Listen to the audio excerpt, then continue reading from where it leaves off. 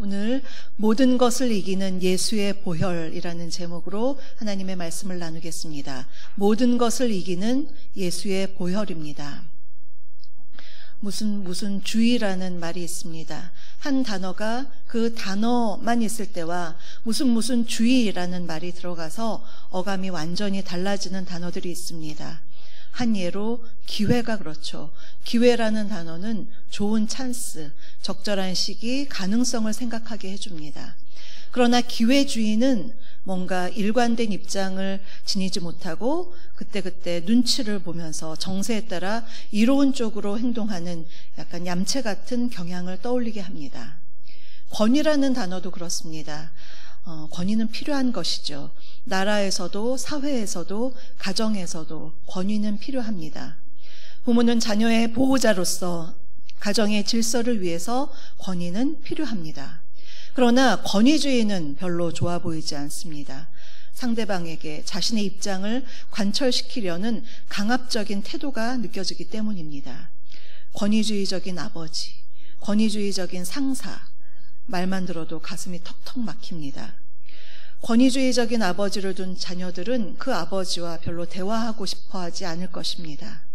이러한 맥락에서 율법과 율법주의도 마찬가지입니다. 구약 성경에서 첫 5권을 율법서라고 하고 구약에서 율법의 중요성은 더 이상 말할 나위가 없습니다. 예수님은 율법을 존중하셔서 회당에서 율법서도 읽으시고 선지서를 읽으셨습니다. 그러나 율법주의는 다릅니다. 예수님은 율법은 존중하셨지만 율법주의와 율법주의자들은 경계하셨습니다. 예수님이 공생의 기간 동안 가장 많이 비판하셨던 사람은 바로 바리새인과 서기관 같은 율법주의자들이었습니다. 그들은 율법을 너무나 중시한 나머지 무엇을 하라고 하는 248개의 율법과 하지 말라고 하는 365개, 도합 613개의 계명을 철저하게 다 지켜야 한다고 했습니다. 거기에는 예외도 없었고 정상 참작도 없었습니다.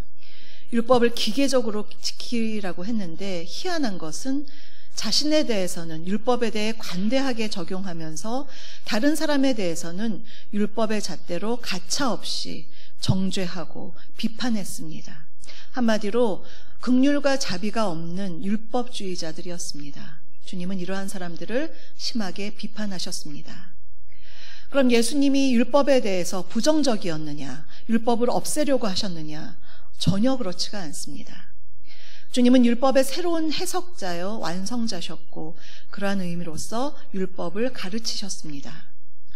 오늘 본문이 있는 마태복음 5장은 예수님의 산상설교로 유명한 장입니다. 예수님은 먼저 그 유명한 팔복을 말씀하셨는데요. 복이라는 이러한 개념은 구약에서도 나옵니다. 신명기 28장에 보면 거기에 복에 대한 여러 가지 이야기가 나와 있는데 그런데 예수님이 말씀하신 팔복은 구약의 복과 좀 다른 결을 지닌 복의 내용이었습니다. 구약의 복이 응보주의 사상에서 나온 다분히 지상적이며 또 육신적인 복이라고 한다면 예수님께서 말씀하시는 팔복은 천국적이요 또 영적인 것이라고 할 수가 있습니다. 이는 예수님이 구약적 개념이나 용어에 대해서 새로운 해석을 말씀하신 것입니다.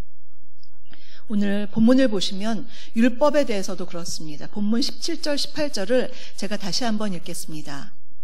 내가 율법이나 선지자를 폐하러 온 줄로 생각하지 말라. 폐하러 온 것이 아니요 완전하게 하려 함이라. 진실로 너희에게 이르노니 천지가 없어지기 전에는 율법의 1.1획도 결코 없어지지 아니하고 다 이루리라. 아멘. 17절에서 율법이나 선지자라고 되어 있는데요. 이는 구약 성경 전체를 지칭하는 유대교적 어구입니다. 즉 예수님은 율법을 포함한 구약 성경 전체를 존중하신 분입니다. 혹시 여러분 가운데 구약이 과연 필요한가? 구약 성경 왜 이렇게 어렵지? 예수님의 복음이 있는 신약만 있으면 안 되나? 구약의 하나님은 너무나 무서우신 분인데 구약이 없으면 안 될까? 혹 이런 생각을 가지신 분이 있으신가요? 기독교 역사에서도 이러한 주장을 펼친 사람들이 있었습니다. 주후 2세기 마르키온과 그의 추종자들이 이런 주장을 했습니다. 그러면 정말 구약 성경이 없다면 어떻게 될까요? 우리가 예수님을 사랑하고 신약 성경을 사랑하지만 만일 신약 성경만 있고 구약 성경이 없다면 어떻게 될까요? 그러면 예수님은 갈릴리 근처에서 갑자기 일어난 한 신흥 종교의 교주가 될 뿐입니다. 그러나 구약의 수많은 증거들이 예수님의 하나님의 아들이신 것을 증거하고 있고, 또 선지자들의 예언을 통해서 하나님이 우리의 구원을 위해 이 땅에 보내주신 메시아가 바로 주님이시라는 것을 증거하고 있습니다. 그러니 구약이 없으면 정말 안 됩니다. 아까 말씀드린 마르키온과 그의 추종자들은 구약만을 없애자 한 것이 아니라 신약도 이렇게 보고 불필요한 것 같으면 빼자라고 해서 결국 이단으로 정죄당했습니다. 그러면 이렇게 구약이 중요하고 구약에서 가장 강조하는 율법도 중요합니다. 만일 율법이 없다면 우리는 죄가 무엇인지, 무엇이 죄인지 아닌지 우리가 잘 알 수가 없습니다. 하나님은 이스라엘 백성들이 죄가 무엇인지 깨닫고 그 죄에서 떠나서 하나님의 거룩한 백성으로 살 수 있도록 그렇게 율법을 주셨습니다. 그래서 율법은 결코 없어서는 안 되는 것입니다. 그래서 하나님의 아들이신 예수님이 오신 것은 율법을 폐하러 오신 것이 아니라 오히려 율법을 완전하게 하려고 오셨습니다. 여기서 완전하게 하다에 해당하는 플레로사이라는 헬라어는 가득 채우다 또는 완성하다라는 의미입니다. 그러면 율법을 가득 채우고 완성하는 의미는 무엇일까요?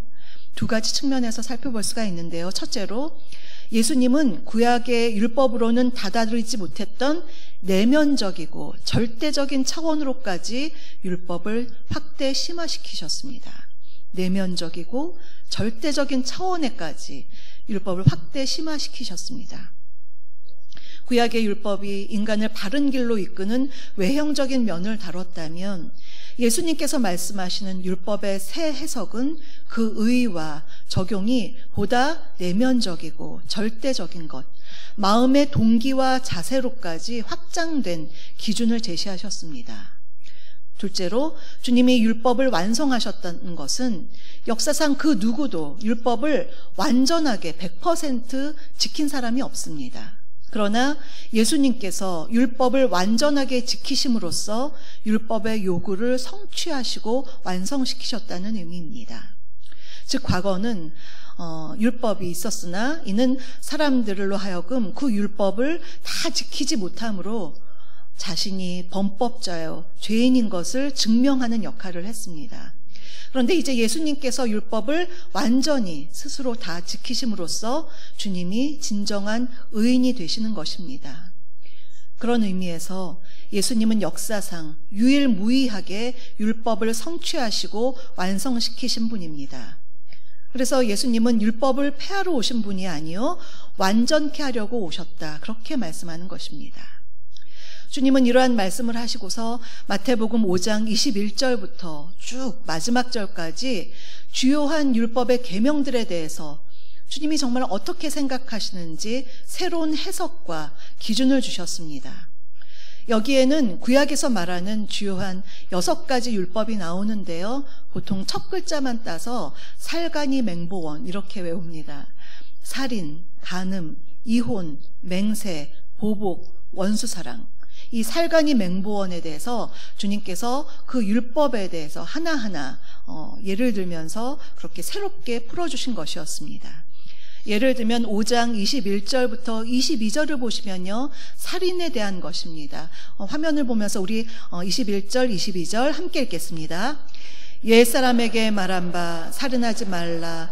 누구든지 살인하면 심판을 받게 되리라 하였다는 것을 너희가 들었으나 나는 너희에게 이르노니 형제에게 노하는 자마다 심판을 받게 되고 형제를 대하여 라가라 하는 자는 공회에 잡혀가게 되고 미련한 놈이라 하는 자는 지옥불에 들어가게 되리라. 아멘. 살인하지 말라는 10계명에서 6번째 계명입니다.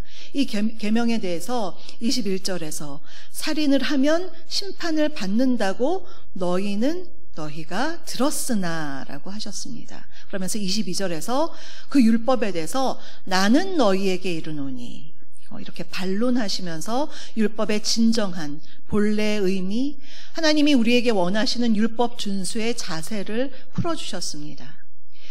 예수님은 사람의 목숨을 죽이는 살인에 대해서는 당연히 금하셨습니다. 그리고 더 나아가 마음으로 사람을 미워하는 내면적인 것까지도 언급하신 것입니다. 더 심화된 것이죠.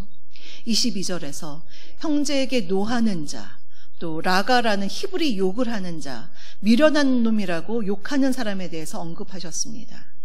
사람을 미워하는 마음이 그게 분노로 나타나고 또 그 분노가 입으로 나와서 상대에게 욕을 하는 것, 이 모든 것을 예수님은 살인이다, 즉 다른 사람을 죽이는 바운더리 안에 포함시킨 것이었습니다. 그래서 사람을 미워하는 마음으로 형제에게 노하면 심판을 받게 되고, 형제에게 욕하면 공회에 잡혀가게 되고, 미련한 놈이라고 하면 지옥불에 들어가게 되리라고 하셨습니다. 여기서 심판, 공회, 지옥불, 더 점점 그 형벌이 중해져 가는 것입니다. 이로써 내면의 미움과 분노를 가지고 상대에게 욕설을 내뱉는 것도 살인자가 받는 결과로서 귀착될 것이라고 하시면서 율법 준수의 외형뿐만 아니라 더 높은 차원의 내면적인 것, 마음의 동기까지 얼마나 그것이 중요한지를 말씀하신 것입니다. 평소에 여러분이 가지고 계신 예수님에 대한 이미지가 있을 겁니다. 나를 위해 십자가를 지시고 죽으신 분, 사랑이 많으신 주님, 선한 목자와 같이 우리를 어린 양처럼 안아주시는 분, 이렇게 생각하셨던 분들은 오늘 이 성경 구절들을 보면서 좀 당황스러우실 것입니다.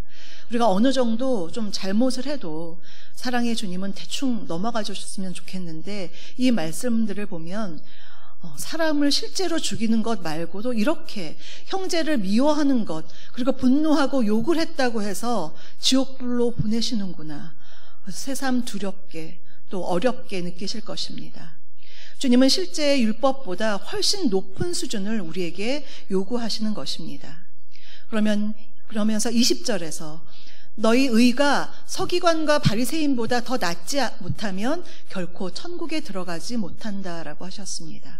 뒤집어서 말하면 당시 율법에 정통하다는 바리새인과 서기관들은 자신들이 굉장히 율법을 잘 지키는 줄 알고 의시되면서 그렇게 사람들 앞에 섰지만, 주님은 이러한 새로운 해석으로 그들에게 반론을 제시하시면서 그들의 의가 얼마나 별것 아닌지를 알려주시는 것입니다. 또한 하나님 나라의 윤리적인 수준이 어떠해야 하는지를 말씀해 주셨습니다.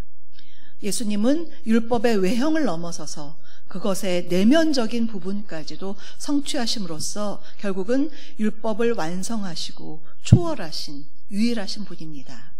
사랑하는 성도 여러분, 그럼 과연 우리는 이 율법들을 다 지킬 수 있을까요? 외적인 율법 준수를 강조한 서기관과 바리새인의 의보다 더 나은 의를 가져야 천국에 들어간다고 했는데, 외적인 것뿐만 아니라 내적인 것까지 우리가 다 준수할 수 있을까요? 예수님의 기준으로 죄를 한 번도 짓지 않은 사람이 있을까요? 살인하지 말라는 계명에 대해서 나 사람 죽인 적 없어, 이렇게 우쭐댈 수는 있을지 모르지만 예수님의 기준으로 보면 사람을 미워하고 욕하고 그런 것도 다 살인과 같다고 하셨는데, 이제까지 쭉 살아오면서 사람을 한 번도 미워해 본 적이 없는 분 계신가요? 입에 욕 한 번 안 한 분 계실까요? 운전하고 있는데 옆에서 차가 깜빡이 없이 확 들어왔습니다. 그럼 자동적으로 XYZ 막 이렇게 나가는 게 우리 사람 아닌가요? 우리는 정말 너무나 연약한 인간들입니다. 그래서 예수님께서 말씀하시는 율법의 기준을 우리가 보다 보면 우리는 다 심판을 받아야 마땅한 사람들입니다. 결국 우리가 율법을 알면 알수록, 주님이 주신 율법의 새로운 해석을 알면 알아갈수록 결국 이렇게 고백할 수밖에 없습니다. 주님, 율법 앞에서 우리는 처참하게 정죄당하며 저주받을 수밖에 없는 나약한 죄인입니다. 어느 누구를 막론하고 내적인 것은 고사하고 그런 다른 외적인 것, 그런 계명도 지키기가 힘든 것이 우리의 모습입니다. 그래서 결국 율법은 우리에게 내가 정말 죄인이구나, 이것을 깨닫게 해줍니다.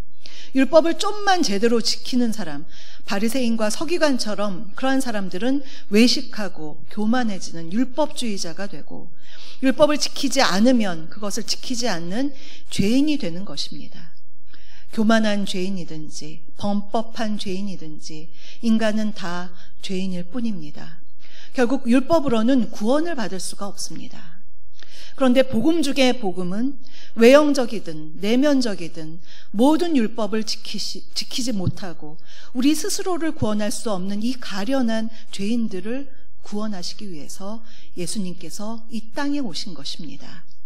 주님은 100% 하나님이셨지만 또한 100% 인간이셨기 때문에 죄를 지을 수밖에 없는 우리의 나약함을 아셨습니다. 율법을 통한 구원이 불가능하기 때문에 율법의 완성이 되시는 예수님을 믿을 때에, 그 주님 안에 우리가 거할 때에 우리는 구원을 받을 수 있는 것입니다. 우리가 모든 율법을 일일이 다 지키고 그것의 내면적인 의미까지도 지킬 수는 없지만 율법을 내적으로나 외적으로나 완성하시고 다 지키시고 성취하신 예수님을 나의 구주로 고백하며 믿을 때에 우리는 율법의 정죄와 죄에서, 저주에서 벗어나 구원받을 수 있는 것입니다. 우리의 죄를 대속하시기 위해서 주님은 온갖 고난과 고초를 당하시고 갈보리 언덕 위에서 십자가에 못 박혀 죽으셨습니다. 예수님이 나를 위해 지신 십자가를 믿고 그분의 보혈을 의지하는 자는 죄와 사망의 법에서 해방되어서 생명의 성령의 법 아래에 있게 되는 것입니다. 뿐만 아니라 주님의 보혈의 능력은 우리의 매일의 삶 속에서 죄와 어두움을 물리치고 승리하도록 그렇게 우리를 이끌어 주십니다. 이것이 우리의 영원한 감사의 제목이며 주님의 은혜에 대한 찬양의 이유입니다. 김윤상 선교사님이라는 분이 계시는데요. 한동대를 나오셨고 또 멕시코에서 선교하시는 선교사님이십니다. 이분이 몇 년 전에 다니엘 기도회에서 간증을 하시고 또 책을 쓰셔서 내셨는데요. 그것을 보고 참 많은 감동과 깨달음을 얻었습니다. 이분이 멕시코에서 선교를 하고 계셨는데 몇 해 전이었습니다. 비가 억수같이 쏟아지는 날 밤에 운전을 하고 있었습니다. 비가 너무 많이 와서 앞이 잘 보이지 않았는데 그러다가 그만 앞차와 정면 충돌을 한 것입니다. 정말 큰 사고가 났습니다. 왼쪽 다리는 부서지고 그보다 더 심각하게 속에 장기가 파열되어서 엄청난 피를 쏟았습니다. 이 사고로 선교사님은 24일 동안 혼수 상태에 빠졌습니다. 그런데 그 기간 동안 너무나 실제와 같은 영적 체험을 한 것입니다. 그 체험을 이분은 환상이라고 얘기하지 않더라고요. 그거는 실제였다고, 오감으로 다 느끼고 보고 냄새 맡고 하는 모든 것을 다 느낄 수 있었다고 했습니다. 그분이 영적 체험에서 예수님을 만났는데요. 예수님을 보고 처음 느낀 것은 예수님이 정말 살아계시구나, 그걸 느꼈다고 합니다. 그가 그동안 수많은 예배 속에서 또 찬양 속에서 살아계신 주를 그렇게 찬양하고 고백을 했는데 정말 살아계시군요, 그것을 그가 알았다고 합니다. 그리고 나서 바로 예수님의 심판대 앞에 서게 되었습니다. 거기에는 예수님과 자신 외에 한 다른 존재가 있었는데 그는 바로 악한 사탄이었습니다. 예수님과 자신과 사탄이 그 심판대에서 자신의 인생의 파노라마를 함께 보는 것이었습니다. 그것을 쭉 보고 있노라니 자신이 너무나도 부끄럽게 생각하는 일들, 감추고 싶은 흑역사들, 그것이 다 펼쳐져서 보여졌습니다. 그것을 셋이 같이 쭉 보는데 너무나 부끄러워서 그런 생각을 했다고 합니다. 내가 지옥을 가도 하나도 이상하지 않구나, 그런 생각까지 들었다고 합니다. 그런데 그것을 같이 지켜보던 사탄이 예수님께 이렇게 말했습니다. 예수님, 얘 좀 보십시오. 교회 다니는 사람이 이래도 되는 겁니까? 예수님을 믿는다고 했는데 이런 행동을 한 것 예수님 보십니까? 그러면서 그 선교사님을 조롱하고 참소했습니다. 그러다가 사탄은 주님께, 주님, 얘가 도대체 뭔데 주님께서 얘를 놓지 않으십니까? 왜 놔주지를 않으십니까? 그렇게 불평하다가 사탄이 사라졌다고 합니다. 이제 주님과 자신 둘만 남았는데, 주님은 자신의 그 인생 파노라마 중에서 주님이 인정해 주시는 시간, 가치 있다고 여겨주시는 시간들을 이렇게 뽑아내 주셨습니다. 그런데 그 시간들이 자기의 생각으로는 너무나 적었다고 합니다. 자신은 모태신앙으로 어릴 때부터 신앙생활을 했고 수많은 시간들 동안 교회에서 예배드리고 찬양대로 봉사하고 단기 선교 가서 또 봉사하고 정말 열심히 봉사하면서 예배를 드렸는데 주님이 뽑으신 시간이 너무나 적어서 놀랐습니다. 그때 주님이 인정해 주시는 시간의 기준은 바로 마음의 동기를 보신 것이었습니다. 주님의 인정을 받지 못한 시간은 어떤 시간이었느냐? 사람에게 인정받으려고 했던 시간들, 사람들에게 칭찬받으려고 했던 그런 행동들이었습니다. 예배 시간에 앉아있긴 앉아있는데 하나님을 바라보기보다는 저 청년 굉장히 신앙 좋아, 이러한 얘기를 듣고 싶은 나의 그 내면의 깊숙한 마음, 그때는 주님께서 가치 있는 시간으로 뽑지 않으셨습니다. 마음의 순수한 동기로 주님 정말 사랑합니다. 하나님밖에 없습니다.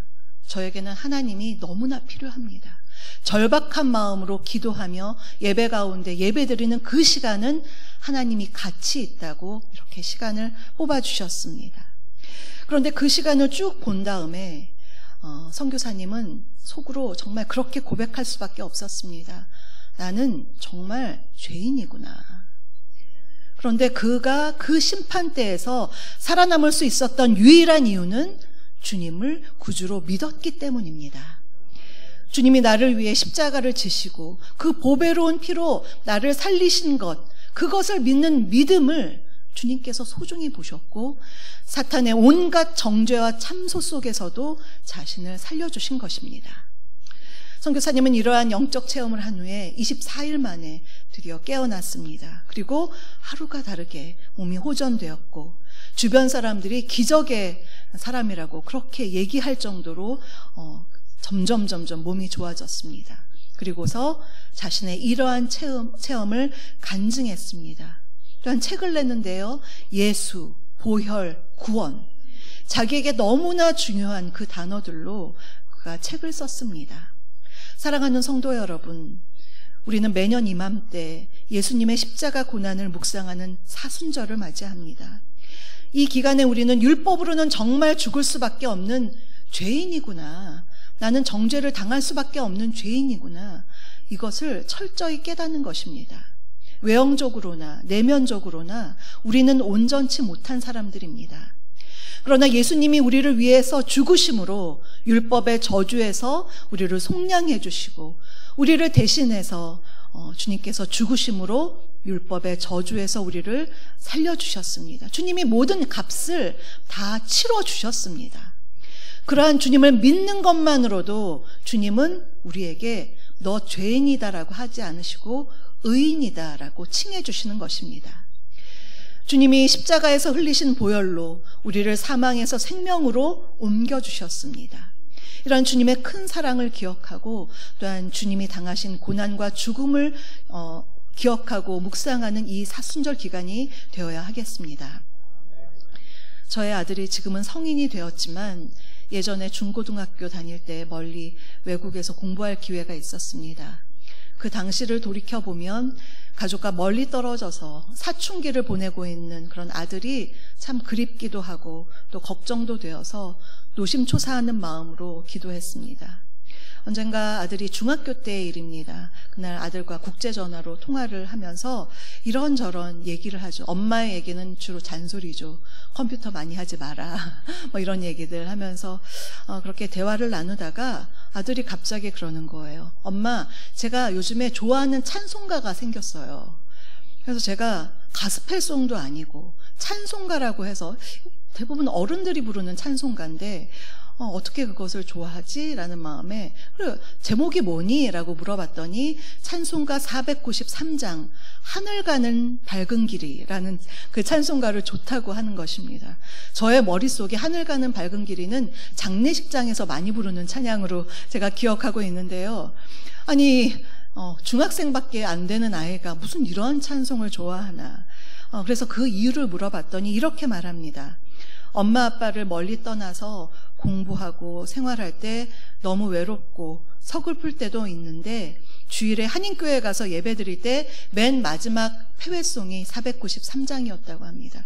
그 찬송을 이렇게 성도님들과 다 같이 일어나서 부르면 자기도 모르게 그 마음에서 뭔가 힘이 나면서 내가 이것도 이겨낼 수 있겠다 이런 용기가 생기더랍니다. 제가 493장 가사를 한번 읽어드리겠습니다. 1절부터 한번 보겠습니다.